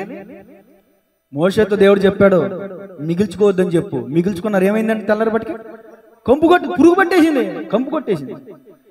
ఇక్కడ చదవబడిన వాక్యం చెల్లెమ్మ చదివింది కదా, మీరు పరలోక సంబంధమైన ధనం, ఈ సంబంధమైన కాదు, పరలోక సంబంధమైన ధనం సంపాదించుకోవాలంటే ఆ పునాది వేసుకోవాలంట. అది ఈ లోకంలో మీరు ఎన్ని ఎకరాలు సంపాదించారు, లేకపోతే ఎన్ని భూములు సంపాదించారు, ఎన్ని మేడమెత్తలు కట్టారు అనేది ప్రాముఖ్యం కాదు. ఇతరులకి మీరు ఎంతగా సహకరించారు అనేది ప్రాముఖ్యం. మీరు ఇతరులకి సహాయం చేయడం ద్వారా దానిని దేవుడు ఇష్టపడతాడు. అది దేవునికి మనోహరమైన సువాసనగా ఉంటది. దేవుని స్తోత్రం చెప్పండి గట్టిగా. ఎవరు పరలోకి వెళ్తారో చెప్పనా? ఎవరు పరలోకి వెళ్తారో చెప్పనా? నేను హాస్పిటల్లో ఉన్నాను, నన్ను పరామర్శించడానికి వచ్చావు. నేను జైల్లో ఉన్నాను, నన్ను దర్శించడానికి వచ్చావు. నేను ఆకలితో ఉన్నాను, నాకు అన్నం పెట్టావు. నేను దప్పుకున్నాను, నువ్వు దాహం ఇచ్చావు. నేను వస్త్రహీనుడై ఉన్నాను, నువ్వేం పెట్టావు? నాకు వస్త్రం ఇచ్చావు. ఇదిగో కుడి చేత ఉన్న వారలా, కుడి వైపున ఉన్న వారలారా, యెహోవా చేత ఆశీర్వదింపబడిన వారలారా, మీ కొరకు ఏర్పాటు చేయబడిన నిత్య జీవంలోనికి రండి. సహకరించిన వాళ్ళని పిలుస్తున్నాను. పడి ప్రార్థన చేసిన వారలారా, ఆల్ నైట్ ప్రార్థన చేసిన వారలారా, గుండ్లు కొట్టించుకున్న వారలారా, మోకాళ్ళ మీద నడిచిన వారలారా రండి అన్నాడా? సిగ్గుండాలి. దేవుని స్తోత్రం చెప్పండి గట్టిగా. ఎవరిని రమ్మని పిలుస్తున్నాడు దేవుడు నిత్య జీవంలోకి? ఆకలి అయితే అన్నం పెట్టిన వాళ్ళని పిలుస్తున్నాడు, దప్పకైతే దాహం ఇచ్చిన వాళ్ళని పిలుస్తున్నాడు. అది సత్క్రియ, మంచి పని. సత్క్రియ అంటే మంచి పని. దేవుడు నిన్ను ఎందుకు నిర్మించాడంటే నువ్వు ఇతరులకి ఉపయోగకరంగా, ఒక మాదిరికరంగా ఇతరులకి సహాయం చేసే వాడిగా నువ్వు ఉంటావని దేవుడు నిన్ను ఆశపడి ఏరి కోరి అగ్నిలోంచి కొందరు లాగినట్టు నశించిపోతున్న నిన్ను చేపట్టుకుని లాగి నిన్ను రక్షించి నిన్ను నిలబెట్టి నిన్ను అభిషేకించి నిన్ను వాడుకుంటుంటే నీ స్వార్థం కోసం భక్తి చేస్తున్నాం అంటే ఏమనాలి? స్వార్థపూరితమైన భక్తి అంటే ఈరోజు ప్రపంచం అంతా కూడా. ఖచ్చితంగా చెప్తున్నాను, బలిపేట మీద చెప్తున్నాను. ఎందుకు భక్తి చేస్తున్నావు? స్వార్థం. దేవుడు అంటే భయముతో భక్తి చేస్తున్నావా? నా పిల్లలు బాగుండాలి, నా కుటుంబం బాగుండాలి, నాకు రోగం పోవాలని భక్తి చేస్తున్నావా? దేవుడు అంటే నీకు ఊపిరిచ్చాడు కాబట్టి, నీకోసం ప్రాణం పెట్టాడు కాబట్టి, దేవుని మీద నిజంగా ప్రేమతో ఆయన్ని భక్తి చేయి, ఆయనకి భక్తి చేయి. స్వార్థం కోసం భక్తి చేయం మాకు, ఏదో కలుగుతుందని చెప్పేసి భక్తి చేయం మాకు. దేవునికి స్తోత్రం చెప్పండి గట్టిగా. సరే చూడండి, వాక్యంలోనికి వద్దాం. కొరింథీయులకు రాసిన 2వ పత్రిక 2వ అధ్యాయం 14వ వచనం. కొరింథీయులకు రాసిన 2వ పత్రిక 2వ అధ్యాయం 14వ వచనం. ఆఖరి మాటలు. చాలా విషయాలు ఉన్నాయి సత్క్రియల గురించి, నేను ముగిస్తున్నాను. నా ద్వారా క్రీస్తుని గురించిన జ్ఞానం యొక్క సువాసనను కనపరచుచు ఆయన యందు మమ్మును ఎల్లప్పుడూ విజయోత్సాహముతో ఊరేగించుచున్న దేవునికి స్తోత్రము. రక్షింపబడిన వారి పట్లను, నశించు వారి పట్లను మేము దేవునికి క్రీస్తు సువాసనై ఉన్నాము. నశించిన వారికేమో మరణార్థమైన మరణపు వాసగాను, రక్షింపబడు వారికి జీవార్థమైన జీవపు వాసనగాను ఉన్నాం. ఇప్పుడు నేను ఎలా ఉన్నాను తెలుసండి? మీ అందరికి మంచి వాసన, మా పాస్టర్ గారు పరిమళం, నేనంటే మీకు మంచి అభిమానం ఉంది, గౌరవం ఉంది. కానీ కొంతమందికి నేనంటే కనబడితే కర్ర తీసుకుని కొట్టేంత కోపం వచ్చేస్తుంది, రాయి తీసుకుని కొట్టేద్దామన్న కోపం ఉంటుంది. ఎందుకని? నశించుచున్న వారికి వెర్రితనమే కానీ రక్షింపబడుతున్న మనకు దేవుని శక్తి. సువార్తను ప్రకటిస్తున్న దైవజనుడు రక్షింపబడిన వారికి జీవ సువాసనగా ఉన్నాడు, నశించిపోతున్న వారికి మరణపు వాసనగా ఉన్నాడు. నువ్వు ఎలా ఉన్నావు ఈరోజు? నువ్వు యేసుక్రీస్తుని గురించిన జ్ఞానం యొక్క వాసనను నువ్వు వెదజల్లేవాడిగా ఉన్నావా? ఇప్పుడు క్రీస్తు యొక్క జ్ఞానం యొక్క సువాసన, జ్ఞానము అంటే బుద్ధి జ్ఞానముల సర్వ సంపదలు ఆయన యందే గుప్తమైన జ్ఞానం యొక్క సువాసన అంటే క్రీస్తు యొక్క సువాసన నీ దాకా వచ్చింది. ఎవరి దాకా వచ్చింది? నీ దాకా వచ్చింది. ఇప్పుడు ఈ సువాసన నీ దగ్గర ఉండిపోకూడదు, ఇతరులకి వ్యాపింప చేయబడాలి. అంటే ఇతరులకు నువ్వు ప్రకటించాలి. క్రీస్తు సువార్తను నువ్వు ప్రకటించడం ద్వారా రక్షింపబడిన వారికి నువ్వు సువాసనగా ఉంటావు, నశించడానికి సిద్ధంగా ఉన్న వారికి నువ్వు మరణపు వాసనగా ఉంటావు. అది వారి కర్మ. కర్మ బలం అంటారు చూసారా? అది ఎవరి కర్మ అది. ఇప్పుడు మరొక మాటలోకి వస్తున్నాను. మూడో మాట, మళ్ళీ ఎవరో చాక్లెట్లు తీస్తున్నారు. ఈరోజు చాలా మంది బయట ఎవరన్నా దుకాణం పెట్టారేంటి, కొత్త కొనుక్కొచ్చినట్టున్నారు. సౌండ్ చేయకండి. ఆఖరి మాట, మూడో మాట. మొదటి మాట ఏంటో చెప్పండి, ఊపిరి. రెండో మాట, మొదటి మాట ఊపిరి లేనట్టు ఒకలే చెప్పారేంటి? మొదటి మాట, రెండో మాట, మూడో మాట అలంకారం. ముక్కుని దేనికి ఉపయోగిస్తారు చెప్పండి? కొంతమంది ఏమో వాసన చూడడానికి ఉపయోగిస్తారు, కొంతమంది పని కట్టుకుని ముక్కు పొడకైతే పోనీ ఏదో చిన్నగా అందంగా ఉంటుంది. నేను పెట్టుకోమని చెప్పట్లేదమ్మా. ఇప్పుడు ఈ ఈరే కట్టింగ్ కోసి ఇదిగో పలానా కృపా మినిస్ట్రీస్ పాస్టర్ సురేష్ పాస్టర్ ముక్కు పొడ కట్టుకోమన్నాడు అంటారు. నేను పెట్టుకున్న వారికి వ్యతిరేకం కాదు, మానేసిన వారికి వ్యతిరేకం కాదు. ఎవరిష్టం వాళ్ళది, నాకు సంబంధం. అలంకారం గురించి నేను పెద్దగా మాట్లాడండి. అర్థమవుతుంది? వచ్చింది కాబట్టి, సబ్జెక్ట్ వచ్చింది కాబట్టి మాట్లాడుతాను. పోనీ పెట్టుకుంటూ ముక్కు పొడుచుని పెట్టుకో, ఏమండి ఇలా తీస్తారంటేనే ఇలా ఏంటిది? ఇంత పెద్ద రింగు, దాన్ని ఏమంటారు? ముక్కున్నదేమో ఎంత, ముక్కుకున్న రింగ్ ఎంత పొరపాటున ఆ రింగులో ఏదైనా చిక్కుకుని, ఏ దారమో చిక్కుకుని ఆ అవతల పెళ్ళమని లాగైతే నీ ముక్కుకి అది తెగిపోతే, నీ ముక్కు నుంచి రక్తం కాలితే అబ్బో బాబాయ్ పెట్టుకుని చిన్నది పెట్టుకో. నాకే ఉంది ముక్కు, అందమైన ముక్కు, సౌందర్యమైన ముక్కు, అందరూ నిన్నే చూడాలని అట్రాక్షన్ కోసం పెట్టుకున్నావా, అందం కోసం పెట్టుకున్నావా? పెట్టుకో, నీ ముక్కు నీ ఇష్టం, నీ ముక్కు పొడక, నాకేం పోయింది, పెట్టుకో. అయితే నేను అంటాను, పెద్ద పెద్ద రింగులు పెట్టుకోమాకండి. పడినోళ్ళు ఉంటారు, ఏదన్నా వేసి లాగేస్తారు లింక్. అర్థమవుతుందా? దొంగలకు కూడా ఈజీగా వచ్చేస్తాం. అదే ముక్కు పొడకైతే బండి మీద వెళ్ళిపోయేవాళ్ళు ఇలా పట్టుకుని చిటుక్కుమని లాగేస్తున్నారు. ఇప్పుడు మన వాళ్ళకి చైన్ స్నాక్ ఏమంటారు? ఎందుకులే, ఈ చైన్ దొంగల వల్ల, ఇంగ్లీష్ అంటారు, ఈ చైన్ దొంగల వల్ల బంగారం వేసుకుంటూ కూడా మానేస్తున్నారు చాలా మంది, తెలుసా? వేసుకుంటున్నారు. ఒకప్పుడేమో నాకు కనబడాలని వేసుకునేవాళ్ళు, ఇప్పుడేమో కప్పుకుంటున్నారు, కప్పుకుంటున్నారు. భయం, ఎక్కడ పట్టుకుపోతారా? ముక్కు పుడక. సరే, ముక్కు పుడక గురించి ఒక మాట చెప్తాను. చెప్పే ముందు ఒక మాట, మొదటి పేతురు 3:3-4 చదవండి. అలంకారం గురించి వాక్యం ఏం చెప్తుందో, అలంకారం గురించి వాక్యం ఏం చెప్తుందో. పేతురు రాసిన మొదటి పత్రిక 2 నిమిషాలు ముగించేస్తాను, టైం అయిపోయింది. చెప్పండి అమ్మా. జడలు అల్లుకొనుటయో, జడలు అల్లుకోవద్దని కాదు అర్థం, జడలు అల్లుకోండి. ఒకసారి పొరపాటు నేను ఏమనుకున్నానంటే, ఓ అమ్మాయి మీద పాము ఎక్కేసినంత భయం వేసిందండి, కర్ర పెట్టి కొట్టేద్దాం అనుకున్నా. నిజం అండి. తీరా చూస్తే పాము అల్లి కల్లింది. చూస్తే నెత్తి మీద ఒక పాము వచ్చి వాళ్ళతో ఎలా ఉంటుందో అలా అల్లింది జుట్టుని. స్నేక్ జడంట, 5-6 జడలు, వంకరలు, టింకర్లు. ఏసి రక్తమే జయం. ఎన్ని పెట్టావో చూడు, అన్ని అవసరమా క్లిప్పులు? చక్క ఈ పిల్ల మోడల్గా చక్క ముడేసింది, పూలేడే అయిపోయింది. దేవునికి స్తోత్రం కలిగినగా. కొంతమంది జడలు చూస్తే ఆశ్చర్యం వేస్తుందండి. జడచ్చింది ఎందుకని నేను అనుకుంటాను, జుట్టు దేవుడు ఎందుకు ఇచ్చాడంటే ఆ సూర్యుని కిరణాలు పడకుండా, ఎండదెబ్బ తగలకుండా గుండెకి ఏదో రక్షణ కోసం ఇచ్చాడని. కానీ వీళ్ళు దేనికోసం తెలుసా? హెయిర్ స్టైల్, బ్యూటీ పార్లర్లో వంకరలో ఒకరు గుర్రం తోకలు తిప్పుకుంటారు. నాకు అర్థం కాదు. ఒకళ్ళు జడ చూస్తాను గుర్రం తోకలా కనపడుతుంది నాకు. స్టైల్ అంటారు మళ్ళీ దాని చదవండి అన్నమాట. నేను తిడతాను పొగుడుతాను, అర్థం కావట్లేదు కదా మీకు. జడలు అల్లుకున్నట్టు, బంగారు నగలు పెట్టుకున్నట్టు, అదిగో వెలుపటి అలంకారము మీకు అలంకారముగా ఉండక, క్రైస్తవులారా అదిగో సాధువైనట్టు, మృదువైనటియు అను గుణమును అక్షయ అలంకారము గల మీ హృదయపు అంతరంగ స్వభావము మీకు అలంకారంగా ఉండాలి. దేవుని స్తోత్రం చెప్పండి గట్టిగా. అది మేకప్ వేసే వాళ్ళందరూ జాగ్రత్తగానండి, చెవికి దిద్దులెట్టే వాళ్ళందరూ జాగ్రత్తగానండి. వినుబుద్ధి అనే చెవులు కలిగి ఉండాలి. ఏంటంటే సత్యం అనే రంగు కలిగి ఉండాలి. ఏ రంగు అంటే సత్యం అనే రంగు. దైవ భయం అనే హారం. చెప్పండి, నా వైపు చూస్తలేదా? నా వైపు దైవ భయం అనే హారం కలిగి ఉండాలి. దానము అనే గాజులు. దానం చేసే గుణం లేకుండా నువ్వు ఎన్ని గాజులు వేసుకుంటే ఏంటి ఉపయోగం? చటపట్లాడుతుంది తప్ప, సౌండ్లు వస్తుంది తప్ప, కిచికిలు. కొంతమంది అటు ఇటు నడుతారంటే పట్టాలు వేసుకునే, నాకే ఉన్నాయి పట్టాలని. గల్ గల్ సియాను కుమారి ఎలా నడుతుందంట? వంకరటంకలుగా నడుతుందంట. తిన్నగా ఈ పట్టాలు పెట్టుకునే వాళ్ళు తినగానే అందరినీ అంటలేదమ్మా. పెట్టుకుని కుదురుగా ఉండేవాళ్ళు ఉంటారు, మోగిచ్చేవాళ్ళు ఉంటారు, నన్ను చూడరా పట్టాలు చూడరా అని. ఈ మెడకి హారం వేసుకునే వాళ్ళు సరిగ్గా నడరు. వంక అక్కడ రిఫరెన్స్ కోడ్ చేయలేదు, అది ఇచ్చేవాడిని.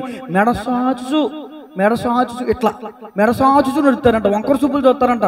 మామూలుగా కాదు, అక్కడ నెత్తిని బోడుకుని చేస్తానన్నాడు దేవుడు. అక్కడ నీ పరిమళానికి ప్రతిగా మురుగుడు ఇస్తానని ఉంది. అక్కడ మురుగుడు అంటే పంతులతో చూసారు మురుగుడు, ఆ మురుగుడు ఇస్తాను, అది రాసుకుంటారంట. Gift gift gift gift gift. దేవుని స్తోత్రం చెప్పండి గట్టిగా. ఈ అలంకారం బాహ్య సంబంధమైన అలంకారం మీకు అలంకారం ఉండక అంతరంగ స్వభావం అనే అలంకారం, ఇదే అంతరంగ స్వభావం. దానం అనే గాజు కలుగుండు, మంచి ప్రవర్తన అనే పట్టీలు కలుగుండు, వినుబుద్ధి అనే దిద్దులు కలుగుండు, సత్యం అనే రంగు కలుగుండు, దైవ భయమైన హారం కలుగుండు, విచక్షణ వివేకం అనే ముక్కు పొడక కలుగుండు. ముక్కు పొడక దాని అర్థం ఏంటి తెలుసా? విచక్షణ వివేకము. ఎలా చెప్పగలిగాను చూడండి. ఆఖరి మాట సామెతలు 11:22 ముగించేస్తున్నాను. సామెతలు 11:22 ముక్కును గురించిన వర్ణన నాకు అర్థం కాల. వివేకము లేని సుందర స్త్రీ. మీకే అర్థమైపోయింది. నేను ఏం చెప్పనండి, వాళ్ళ మాట వాళ్ళకే అర్థమైపోయింది. నేను దీన్ని వివరించక్కర్లా. ఆ నవ్వులో నాకు అర్థం, నాకేమర్థం. ఇప్పుడు పందికి బంగారు ముక్కు పొడుగు పెడితే ఎక్కడ తీసుకెళ్ళి పెట్టింది? అది బుర్రలోనా? ఏసురక్తమేజం అక్కడ. అది దాన్ని ఏదో అంటారు కదా, వారరొట్టు అంటారు కదా, ఏసురక్తం. చెప్పకూడదని చెప్పట్లేదు, మరి మీకు అర్థమైపోయింది. అది పెంటలో పెట్టింది. చిచ్చి, దానికి విలువ లేదు, దాని అర్థం అది. పందుల ముందు ముత్యాలొద్దు అంటారు. అందుకని ఇక్కడ దీని అర్థం ఏంటయ్యా అంటే, వివేకము లేని సుందర స్త్రీ. ఎంత అందంగా ఉంటే ఏంటి ప్రయోజనం? పంది ముక్కను ఉన్న బంగారు కమ్మి అది డాష్ లాంటిది. ఒక మాటలో చెప్పాలండి, జ్ఞానము లేని స్త్రీ ఏం చేస్తుంది? తన ఇంటిని ఓడబిక్కుంటది. జ్ఞానం ఉండాలి స్త్రీకి, వివేకం ఉండాలి స్త్రీకి. జ్ఞానం కలిగి భర్తతో కాపురం చేయాలి, జ్ఞానం కలిగి కాపురం చేయాలి, జ్ఞానం కలిగి భర్తతో సంసారం చేయాలి. ఇంటి వారందరి నడతలో జ్ఞానం కలిగి బాగుగా కనిపెట్టాలి. సామెతలు 31 రాయబడి ఉంటుంది అన్నమాట. కాబట్టి వివేకము లేని సుందర స్త్రీ పంది ముక్కున ఉన్న బంగారు. నువ్వు ముక్కుకి పొడకే పెట్టావో, రింగులే పెట్టావో, చేనే వేసేసుకున్నావో, ఇంకా బంగారం ఎక్కువైపోయి నాకు తెలియదు, కానీ నీకు జ్ఞానం లేకపోతే అదంతా వ్యర్థము అని చెప్తున్నాడు సొలొమోను మహారాజు. స్త్రీలారా, మీకు పై మీ ముక్కు పొడకల కంటే ముందు ఉండాల్సింది తెలుసా?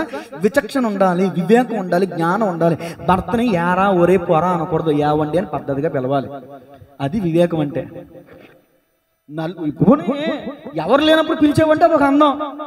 ఏదో ముద్దుతో ఏదో సరసం ఆడడానికి పిలిచేవు అనుకోవచ్చు. నలుగురిలో కూడా ఎరా అని పిలుస్తున్నాడు. నీకు వివేకం లేదు, ఏం లేదు. ఎరా అని పిలుస్తున్నారు భర్తను ఎవరినన్నా? ఎరా వరే. ఇంట్లో గదిలో ఉన్నప్పుడు మీ ఇష్టం. మీరు ఇప్పుడు బంగారం అంటాను మా ఊరిని. ఏమని? బంగారం. ఎవరు లేనప్పుడు ఏమంటాను? బంగారం. అందరూ ఉన్నప్పుడు పాస్టమ్ గారు అంటారు. అలా మీరు కూడా ఏం చేయాలి?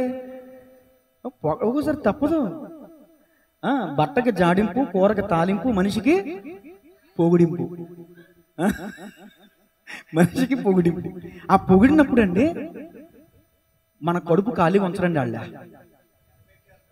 తెగ పెట్టేస్తారు. అసలు నువ్వు ఎంత అందంగా ఉన్నావు ఈరోజు అసలు తినేసి పూడుకున్నా సరే, బావా పప్పసుకే తింటావా, బావా జ్యూస్ తాగుతావా, అబ్బో అసలు కడుపు ఫుల్. నువ్వు తిట్టు, నాకు సంబంధం లేదు ఇది. దేవుని స్తోత్రం చెప్పండి గట్టిగా. వివేకము లేని స్త్రీ పంది ముక్కున ఉన్న బంగారు. అలా మనం ఉండకూడదండి. ఆ బంగారు కమ్మిలాగా మనం ఉండకూడదు. సరే, ముగిస్తున్నాను. ముగింపులో మళ్ళీ ఒకసారి జ్ఞాపకం చేస్తున్నాను. ముక్కును బట్టి మనం నేర్చుకున్న విషయాలు. ముక్కులో ఏం కలిగి ఉన్నాం మనం? దేవుని ఆత్మను కలిగి ఉన్నాం. 2 సువాసన. దీని యొక్క గుణం సువాసన అంటే ముక్కు మనకి ఏం నేర్పిస్తుందంటే మనం దేవునికి ఇంపైన సువాసనగా. నీకు సువాసన అంటే ఇష్టం, దుర్వాసనతో ముక్కు మూసుకుంటావు కదా, అలాగే దేవుడు కూడా నీ పరిమళ అంటే నీ పరిమళం అంటే నీ పేరు, నీకున్న మంచి పేరును బట్టి నీ దేవుడన్న యెహోవాకు యేసయ్యకి దేవుని నామం మహింపరచబడితే, లేదు నువ్వు చెడ్డ జీవితాన్ని జీవిస్తున్నావంటే నిన్ను బట్టి దేవునికి అవమానం కలిగిద్ది. దావీదు గారి దగ్గరికి వెళ్ళి, ఎవరండి, నాతాను గారు అంటారు, నీ వలన అన్యజనుల మధ్యన యెహోవా నామం దూషించబడింది అని. అలాంటి పరిస్థితి రాకుండా చూసుకుందాం. తలలో వంచని ప్రార్థన చేసుకుందాం. ముచ్చటగా 3 మాటలు: ఊపిరి, వాసన, అలంకారం. ఊపిరిలో ఎవరున్నారో ఈరోజు మనం తెలుసుకున్నాం. నీ తల్లిదండ్రులు అంటే నువ్వు ప్రాణప్రదంగా ప్రేమిస్తున్నావు అక్క, చెల్లి, తమ్ముడు, అన్న. మరి అంతకంటే ఎక్కువగా నువ్వు దేవుని ప్రేమిస్తున్నావా? నీ తల్లిదండ్రులు నీకు ఇచ్చిందే ఆయన కదా. నీ తల్లి గర్భంలో నిన్ను రూపించిందే. ఇంత మంచి తల్లో, ఇంత మంచి తండ్రో నా కోసం నలిగిపోయారు, రెక్కలు మొక్కలు చేసుకుని నన్ను పెంచి పెద్ద చేశారని నీ తల్లిదండ్రుల పట్ల కృతజ్ఞత కలిగి ఉన్నావు. రైటే, మంచిదే. మరి అంత మంచి తల్లిదండ్రులు ఇచ్చిన దేవుడిని ఎందుకు వదిలేశావు? ఒకసారి ఆలోచించావు ఎప్పుడన్నా? నీలో ఉన్న ఊపిరి ఆయిందే, ఆయన పెట్టిన భిక్ష. ఆయన కృపలో బతుకుతున్నాం. నీ కృపయే నన్ను బ్రతికించినది, ఇంతకాలము సజీవునిగా ఉంచినది. నీ కృపయే నన్ను బ్రతికించినది. చప్పట్లు. ఇంతకాలము సజీవునిగా ఉంచినది. నా దుర్గమా, నా కేడమా, నా సర్వమా, నా సర్వమా, నా దుర్గమా, నా కేడమా, నా శైలమా, నా సర్వమా. నీ కృపయే నన్ను బ్రతికించినది, ఇంతకాలము సజీవునిగా ఉంచినది. పాడదాం. నీ కృపయే నన్ను బ్రతికించినది, ఇంతకాలము సజీవునిగా ఉంచినది. నీ కృపయే నన్ను ఇంతకాలము సజీవునిగా ఉంచినది. ప్రార్థన చేద్దాం మనస్ఫూర్తిగా, మనపూర్వకంగా. మా 2 నిమిషాలు ప్రార్థన చేయండి. అందరూ 2 నిమిషాల టైం ఉంది 12 అవటానికి. ప్రార్థన. నాలో ఉన్న ఊపిరి నీదేనయ్యా. ఇంతవరకు నేను గమనించలేకపోయానయ్యా. ఏదో మొక్కుబడిగా నమ్ముకున్నాను, వస్తానని వెళ్తానే, కానీ నాలో ఉన్న ప్రాణం నువ్విచ్చిందా? నాలో ఉన్న ఊపిరి నువ్వు పెట్టిందా? ఇంతవరకు నేను కానుకోలేకపోయాను ప్రభా ఈ విషయాన్ని అని యథార్థంగా నువ్వు ఒప్పుకొని, ఇక నుంచైనా తల్లిలా తండ్రిలా నువ్వు ఎంత ప్రేమిస్తావో తల్లి కంటే తండ్రి కంటే ఎక్కువగా నువ్వు ఆయన ప్రేమించాలి ఈ రోజు నుంచి. అప్పుడు కృతజ్ఞత కలిగిన వాడు అవుతావు. మనం కళ్ళ ముందు ఎంతోమందిని చూస్తున్నాం. కన్న తల్లిదండ్రులు అనాథ శరణాలలో వదిలిపెట్టేశాడు. ఆడికి మనసు లేదు, ఆడు మృగం, ఆడు పశువు అంటాం కదా. మనమే అన్నాం కదా ఎంతో మందిని చూసి. మరి అంత మంచి తల్లిదండ్రులు ఇచ్చిన దేవుని వదిలేసిన వాళ్ళు ఇంకెంత మృగాలు, ఇంకెంత కఠినాత్ములు. దేవుడు ఎంత బాధపడుతున్నాడు. సౌండ్ చేయకండి, పలగిరిపోవాలి. ప్రార్థన చేయాలి. ప్రార్థన. ఆయన బాధ ఎలా ఉందో చూడండి. ఆకాశమా ఆలకించు, భూమి చెవియొగ్గు, ఎద్దు తన కామాందు నెరుగును, గాడిద తన సొంతమని దొడ్డి నెరుగును. ఎద్దు తన కామాందు నెరుగు, తన యజమాను నెరుగును.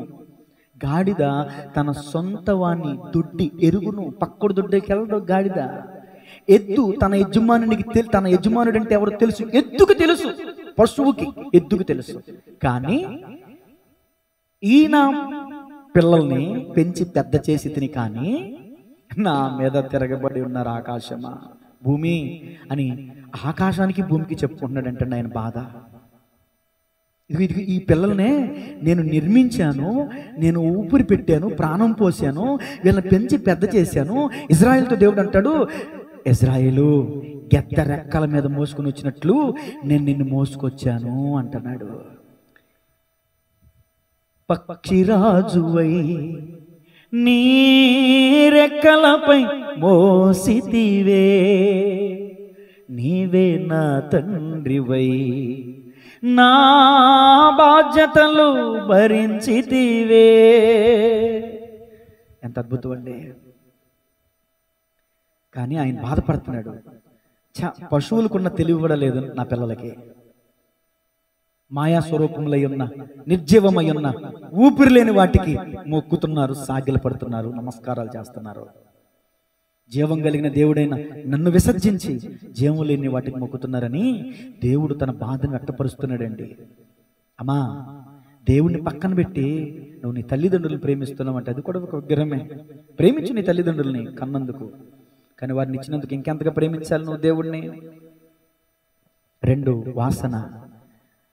చెడు వాసన వస్తే నువ్వే ముక్కు మూసుకుంటావు కదా. మరి నిన్ను బట్టి చెడ్డ సాక్ష్యం ఉంటే దేవుడికి మహిమ ఎలా వస్తుంది? సుగంధ తైలము కంటే మంచి పేరు కోరగదగినది. సువాసన కలిగి ఉందాం ఈ రోజు నుంచి. సువాసన ఎలాగో తెలుసా? దైవజనుని అక్కరలో పాలిచ్చువారు, పేదలను కనికరించువారు, బేదలను కనికరించువారు, ఇలాంటి సత్క్రియలు చేసేవారు మనోహరమైన సువాసనగా ఉంటారంట. దేవునికి ప్రీతికరంగా ఉంటారంట. ఎంత వస్తే అంత దోచేసుకోవటం కాదు, దాచేసుకోవటం కాదు. కొంత సేవకి, కొంత అనాథలకి, పేదలకి ఖర్చు పెడదాం. అదే మనకి పుణ్యం వస్తుంది. అదే మన పిల్లలకి బ్యాంక్ బ్యాలెన్స్ వద్దు, వడ్డీతో సహా మన పిల్లలకి చేతాడు తిరిగి దేవుడు తెలుసా. దోచుకున్నాం అనుకో అది చాలా వర్ణనాతీతం, చెప్పకూడదు. 3, అలంకారం. అలంకరించుకోండి, కానీ ఎంత సౌందర్యంగా నువ్వు ఎంత అందంగా ఉన్నా జ్ఞానము వివేకము లేకపోతే ఆ పంది ముక్కున కమ్మి లాంటి పరిస్థితి అవుతుంది. జాగ్రత్త. ప్రార్థన. పిల్లలు ఎందుకు అలరి చేస్తున్నారు మీరు? మరొక్క నిమిషం ప్రార్థన చేయండి యథార్థంగా అందరూ కూడా. స్తోత్రం, స్తోత్రం, స్తోత్రం. ఈ రోజు నుంచి నేను కంపుగా ఉన్నాను ప్రభా, ఇంపుగా ఉంటానయ్యా. యథార్థంగా ప్రార్థన చేద్దాం. ఒక్క నిమిషం టైం ఇస్తున్నానండి. నేను గంట చెప్పిన వాక్యం మీరు చేసే ఒక్క నిమిషం ప్రార్థన మీద ఆధారపడి ఉంటుంది తెలుసా. అది స్తోత్రం, స్తోత్రం, స్తోత్రం. హల్లెలూయా, హల్లెలూయా.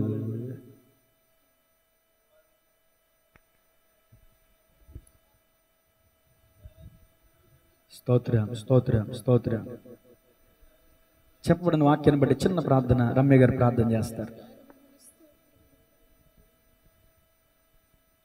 స్తోత్రము తండ్రి, స్తోత్రము, స్తోత్రము ప్రభువా. పరిశుద్ధుడా నీకే వందనాలు, స్తుతులు, స్తోత్రముల తండ్రి. నీ ఘనమైన పాదముకు లెక్కలేని వందనాలు బాబు. స్తోత్రముల తండ్రి ప్రభువా. కృప కలిగిన దేవుడు, దయగలిగిన దేవుడు ప్రభువా. అయా ఇదిగో తండ్రి, గడిచిన కాలం అంతా ఎంతగానో తండ్రి మమ్మల్ని కాచి దాచి కాపాడి ప్రభువా. ఇప్పుడు ఈ సమయం మాకు ఇచ్చినందుకు స్తోత్రాలు. నీ అమూల్యమైన సమయంలో ఇదిగో ప్రభువా, నీ అమూల్యమైన మాటలు ప్రభువా, నీవు మాతో మాట్లాడిన విధానం బట్టి స్తోత్రాలు ప్రభువా. మేము ఏ విధముగా ఉంటున్నామో తండ్రి నువ్వు మాట్లాడుచున్న దేవుడు ప్రభు.